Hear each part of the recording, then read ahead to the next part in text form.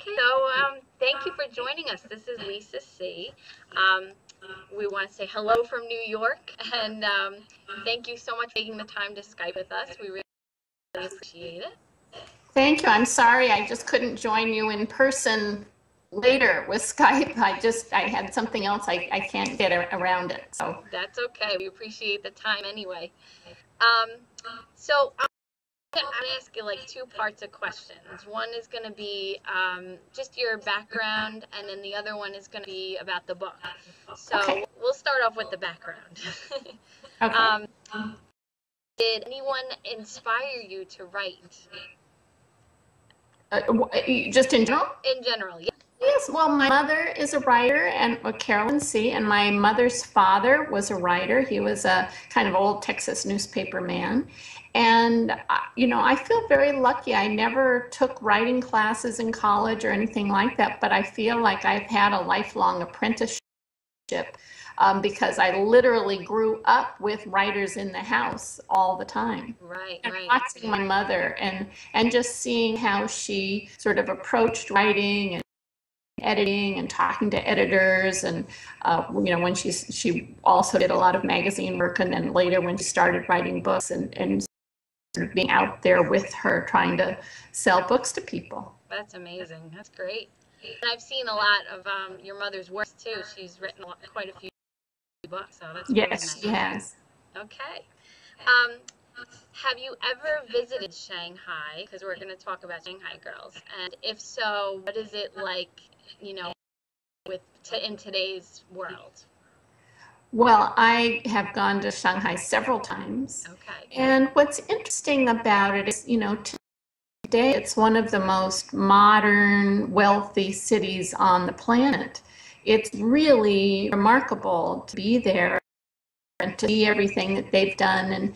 And it's the amount of building. There was a point a couple of years ago where I think they had more cranes in that one city building buildings than all together in the rest of the world. And it was just some unbelievable statistic.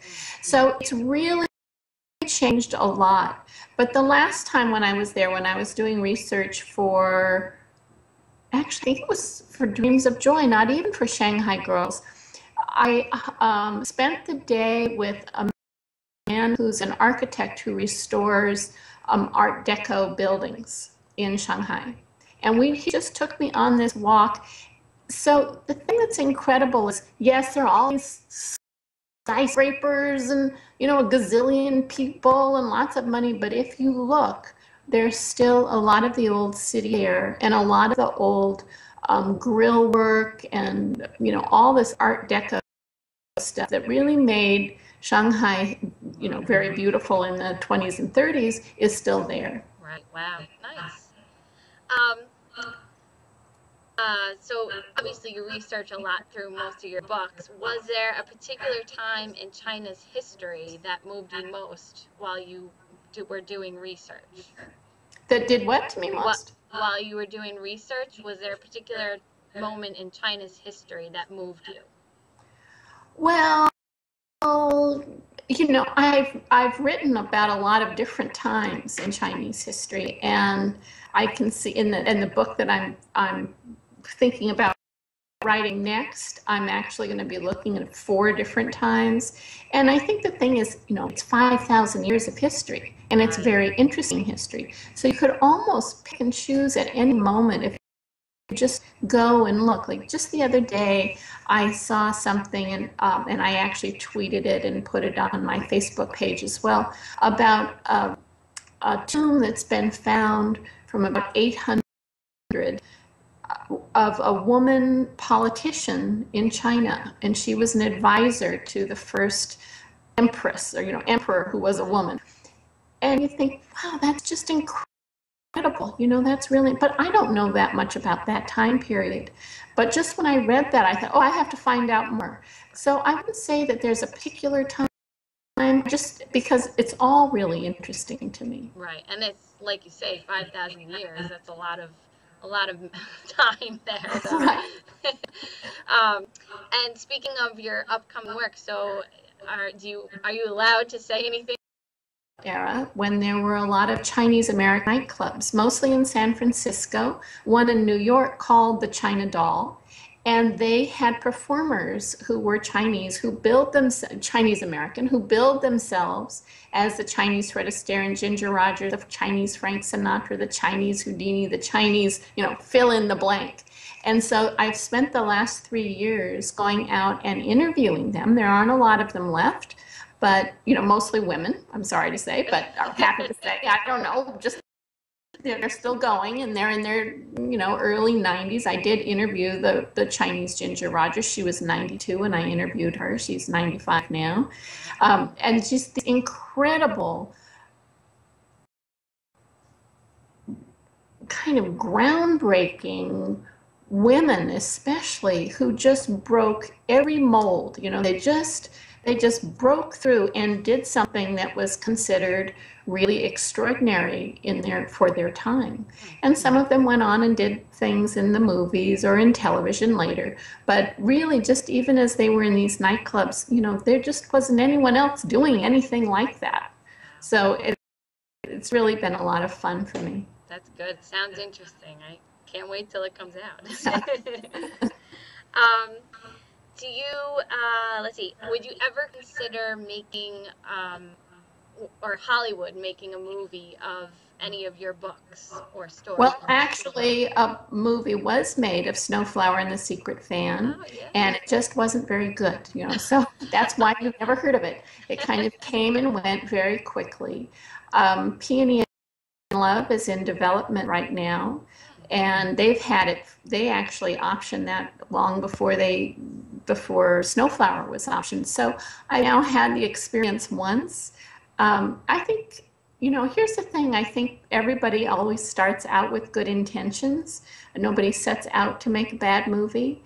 But I go to a lot of movies that are based on books, and whenever I come out, I always say, but the book is so much better, and it always is. So, I think I learned a lot, but I don't know that I would necessarily do it again. Right. Okay.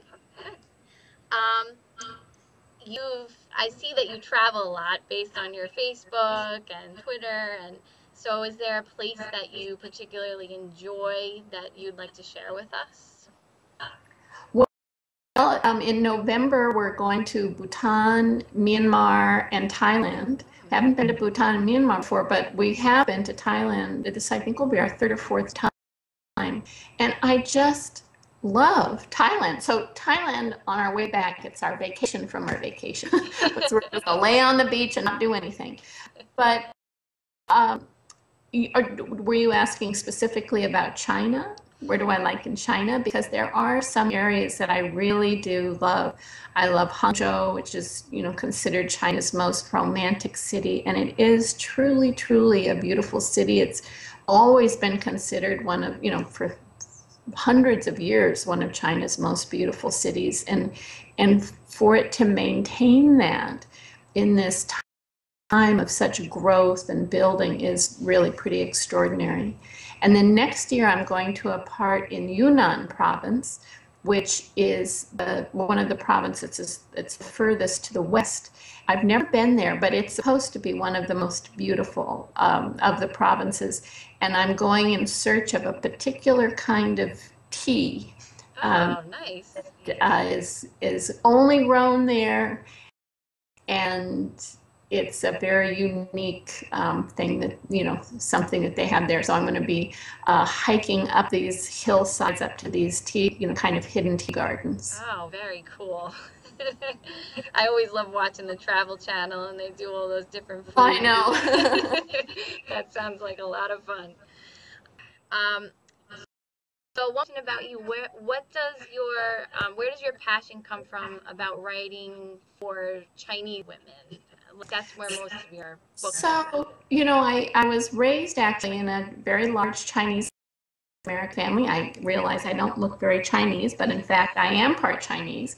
My great-great-grandfather came to this country to work on the building of the Transcontinental Railroad. My great-grandfather came and stayed, and he became kind of the godfather patriarch of Los Angeles Chinatown. And so he had 4 wives, one of whom was Caucasian back when it was against the law. And he he stayed, they all stayed. And so today in Los Angeles, I have about 400 relatives. The majority are still full Chinese. There's a group, about 12 of us that look like me, and then this kind of spectrum in between. And so, like I said, I did grow up in this very traditional, very large Chinese American family. And so, how is it that we identify ourselves? We identify ourselves by the people we see around us. They're our mirror, they're the ones who tell us who we are. Right. And so, as I was growing up, that's what I thought. That was how I was raised. Wow, that's nice. Good. Yeah, a lot of people get their writing or their ideas from what they grow up with or what they Right. see. Yeah. Okay, so I'm going to dive into the book now. Who I was wondering. I think I know who's who on the You know book. what? You're breaking up right now for some reason. Okay, can you hear me now? A little bit? Yes, I do. Too slow, we're gonna. Which one's which? Everybody always asks that. Which one's which? And I have always, though those aren't actually Pearl and May. That's just a poster. But I've always felt that the one who's smiling and looks so cute and is a little shorter has to be May. And the other one who has a sort of more pensive look, and a little more serious, that has to be Grace. Sorry. Pearl. Pearl, sorry. I've got a Grace in the new book. So it's got to be Pearl. Okay. That's what I imagined. So, is there a message you're trying to get across in Shanghai Girls that you want people to know about? I don't actually feel like I write my books with a deliberate message necessarily that I'm trying to get across. I suppose you could, I am interested in history that's been lost, forgotten, deliberately covered up. And there's a lot of that kind of history in Shanghai Girls.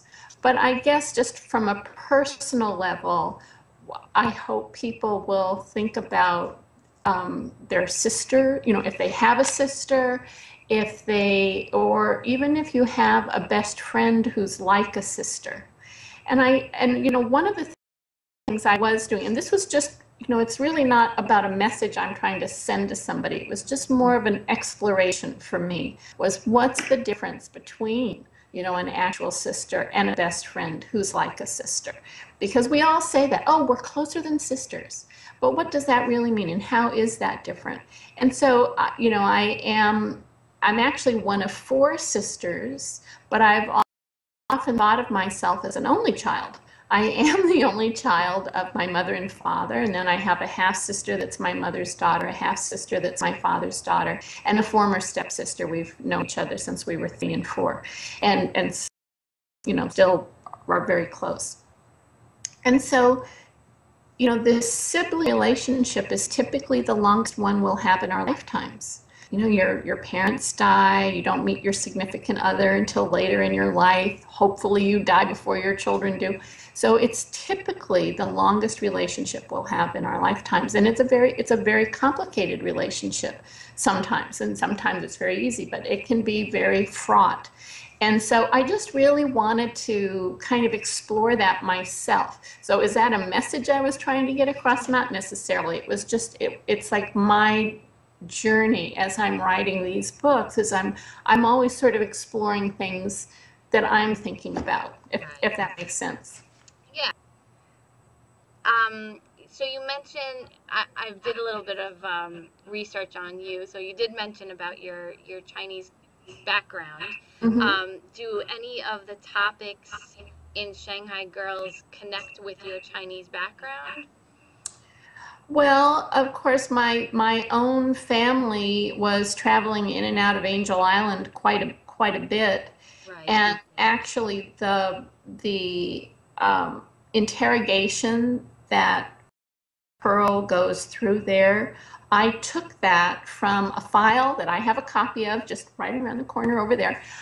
When I was writing my first book, which is about the Chinese side of my family, I found at National Archive over 500 pages of interrogations, boarding passes, health certificates, photographs, all this stuff. But I didn't use all of it. And so when I was going to write those interrogation scenes, I went and I used a file from one of the wives who was brought in. And so those questions are just literally verbatim from one of my relatives that was who came in.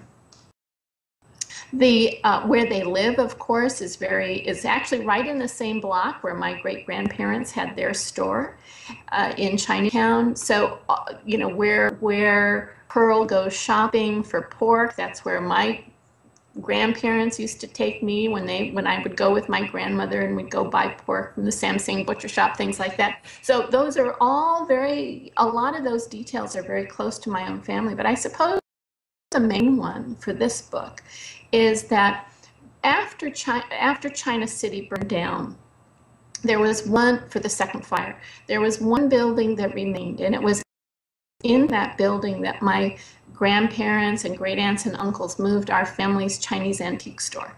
And so as a little girl, I spent so much time in what I've kind of come to think of as the skeleton of China City. It was a very big building, and it had a center aisle and these little rooms along the sides that had once been shops in China City. And they had little upturned eaves and things like that. But now in our store, it was, you know, this was when you walked in the front door, this was the room for bronzes, the art room, the room for porcelains. On this side, jewelry, textiles, scrolls, but there were also all these kind of hidden nooks and crannies that had these leftovers from China City. The old China City wishing well, the old China City goldfish pond. And this was a place that meant so much to me as a little girl. Today, there isn't a single brick left. It's literally been wiped off the physical map of the city. And so part of writing Shanghai Girls for me was getting to go out and talk to people who either had owned shops or restaurants in China City, not many of them left, or maybe their children, and those children, 70s, 80s, 90s themselves, and to try to capture their stories before those disappeared as well. And so I think that, you know, of everything, I think it really was so much about that building where I spent so much time in my childhood. Wow, that's nice. It's nice to be fulfilled in that way. That's like you know, to know what went on. So Right. that's great. Okay. I gotta know, why did you kill off Sam? It just hurt me so much.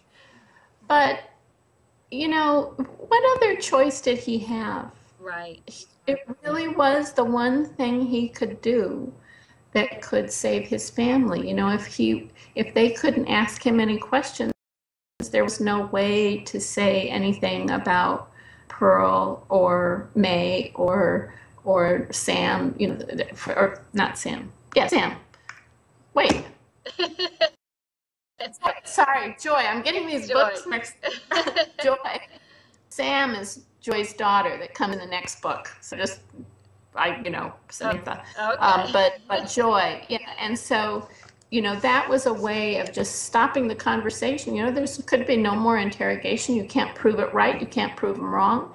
And that would be that. And I think it was the one thing he thought he could do that would be honorable. Just, you know, because of course I was writing and I knew what was coming. And for about 2 months, every day, you know, I'm getting closer and closer, and I'd be thinking, how can I make this not happen? Because I liked him so much, and I thought he was such a good person. Yeah. It was very hard for me. That was, someone recently just asked me, like, what was the hardest scene you've ever had to write? And you know, and I've written, you know, my books have a lot of very sad things that happen in them, but I would say that has to be right up there with one of just the absolute hardest, because again, I was trying everything I could for about 2 months to make it not happen. Right. But it did. Yeah, he definitely was one of probably the favorite character in the book for me. But yeah, you're right. You know, it has to some parts have to be dramatic and have to play out that way so that it definitely makes the story the way it is. So interesting. And that was actually one of my questions. What was the hardest part you had to write, either in this book or or in other books? But you just. But this one had a lot of hard ones. You Yeah. know, there were a lot of bad things that happened in this and sad things. I think the other one was, for me, is when Pearl loses her baby, and I just think, oh, that is just so cruel and unfair. It's just so cruel and unfair. I don't know why I'm laughing about it, but it's terrible, these things that these characters go through, and I just think I'm torturing them. Right. Well, it definitely makes for a good story, and I really enjoyed the book. So why did you write in Pearl's point of view and not so much in May's, or in any other characters? But well, I always wanted it to be from Pearl's perspective, and you know, she is kind of a classic unreliable narrator. Okay. You know, you only know what she tells you. Right. And everything is filtered through her experience, through her eyes, through her emotions. And so even though May is there, and even though May is talking, it's always being filtered through Pearl. And so, you know, at the very end, there's the big fight. And the whole time I was writing the book, I kept next to my desk just a piece of paper, a notebook, where I kept a list of every single place May had a different opinion about what had happened. And some of them were really tiny things, and some of them were, you know, obviously very big. But I know that just from fights I've been in, I wouldn't want to say I'm ever a disagreeable person, but, you know, from arguments I've been in, that sometimes you're arguing about this, but you start pulling in all that other stuff. Right. Like, remember that time you were 10 minutes late and I was standing up the street? It has nothing to do with what you're arguing about, but you start pulling in all of that stuff. So in that final argument, you see there's the big thing they're arguing about, but all the little things they're arguing about as well. Right. And when May says, here's what I think happened, you can really look at it and say, oh yeah, I hadn't thought about it that way. In fact, May is there throughout the book saying what she thinks. You know, there's that part on the night that China City opens. And Pearl has seen May. She's gotten a haircut. She's in nice clothes. She's working. She looks like she's having a good time. And then they start walking back to the apartment. And Pearl is so upset. And May says, I tried to get you to come out of the apartment. I tried to get you into the plaza. I tried to get you to go around the block, but I couldn't get you to cross the street. And so even there, she's saying it. But because Pearl is interpreting it, you still don't take it in the whole way. Right. So I thought that was a really interesting idea. And of course, it's something that's true that happens in life, that you can have two sisters, think of Thanksgiving. You're all together for Thanksgiving. The next morning, everybody's going to have a slightly different interpretation of what happened that night at dinner. Yeah, very, very realistic. Mm-hmm. Okay. Actually one more. Why did you choose to end with Joy running away to China and Pearl running after her? And I guess, did you know when you were writing the ending, did you know that you were going to make that? End was a new beginning, and I really liked that. And I think that I just felt that was what Joy would do. I mean, I just thought she's a kind of a tempestuous person and idealistic. And there was no question in my mind that she would do that. And then there was no question in my mind that Pearl would go after her, because Pearl is her mother and loves her. So there was just no question to me. But so again, to me, the end was a new beginning. And I thought that's that. Then I had written up 3 ideas for what I thought the next book could be. I went to New York to talk to my editor about them. And we were sitting there and talking about them, and when the publisher came in and she said, we want you to write all those books one of these days, but first you've got to write a sequel. And I thought, no, I didn't see it. The end was a new beginning and I didn't see it. But I'm nothing if not an obedient Chinese daughter. And so I came home and started doing the research of what would happen if you followed Joy. And when I saw that they'd be arriving just for the launch of the Great Leap Forward, another period of history that has been lost, forgotten, deliberately covered up, really deliberately covered up, I thought, oh, this is perfect. So by the time that Shanghai Girls came out, I'd already done most of the research for Dreams of Joy. I'd already written about it, the first 100 pages. And my very first event was in Philadelphia. The very first question was from a woman who had gotten an advanced reader's copy of Shanghai Girls. And so she'd already read it, even though the book had only come out that day. And her very first question was, are you going to write a sequel? And that turned out to be the first or second question all the way almost to today. It wasn't your second, but we got to it anyway. But I mean, really, the majority of time, it's the first or second question. And so I've had a lot of time to think about that. Like, why is it that book, Shanghai Girls, at the end, people want to know what happens? And, it could just be that I'm a wonderful writer. In fact, I think it's the opposite. I think I really made a mistake.